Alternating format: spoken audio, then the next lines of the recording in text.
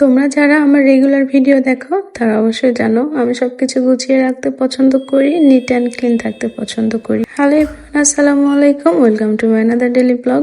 অনেক অপেক্ষার পরে আমার পার্সেলটা চলে আসছে। আমার পছন্দের জিনিস নষ্ট হয়ে যাবে সেটা আমি একদমই মেনে নিতে পারবো না। তো আমার সোফার জন্য সোফা কভার অর্ডার করেছিলাম।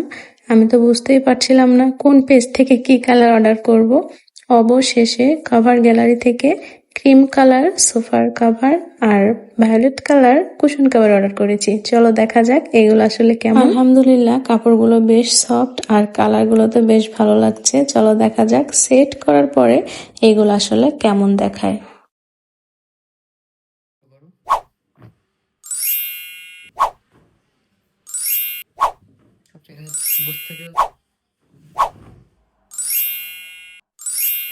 মাশাআল্লাহ, আমি দেখে আসলে অবাক হয়ে যাচ্ছি। কালার কম্বিনেশনটা এত সুন্দর লাগছে আর আমার ড্রয়িং রুম যেভাবে গুছানো তার সাথে একদমই পারফেক্ট ম্যাচ হয়েছে। আমি আসলে নিজে অবাক হয়ে যাচ্ছি যে এত সুন্দর লাগছে। এত সুন্দর জায়গায় যদি এক কাপ বসে এখন চা না খাই একদমই ভালো লাগবে না। বাসাটা সুন্দরভাবে গুছানো থাকলে মনটাও ফুরফুরে হয়।